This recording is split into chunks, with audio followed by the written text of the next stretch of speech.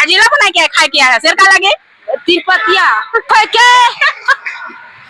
नमस्कार, मैं आपकी लोकल गूगल अभी हूँ मैं अंबिकापुर के गुरु नानक चौक के पास में और आप लोग देख रहे हैं हमारी दाई लोग यहाँ पे बेच रहे हैं, लकड़ा बेच रही है, सुकटी बेच रही है। जी दाई का धरे हस ये सरसों लागे कौन सरसों लागे यह आउ इहर का लागे चिलो जिलो तेला कैसे बनाते एला टमाटर में आउ एला इहर एगो सरसों है आउ इहर का लगी थे कमन उमन हा सरसों है तो का काबर मुंह काबर तो बता दूसरे जन का है तो तोर ला बता तोर कौन को लागे ये हरा बतावे तब तो लेही हालू हालू से बोला एला टमाटर में तो एला भूंज के कैला उड़ दिया ओर देना है भूंज के टमाटर ला भूंज के ला उड़ दिया टमाटर ला भूज के ओर दी पसैया डाल है कि पानी ला डाली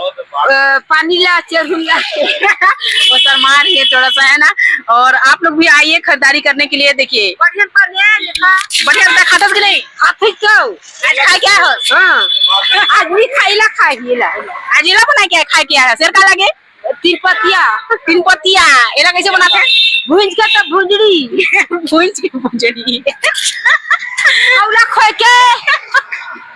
50 रुपया किलो तो घरे उगी से घर का नहीं रखा था।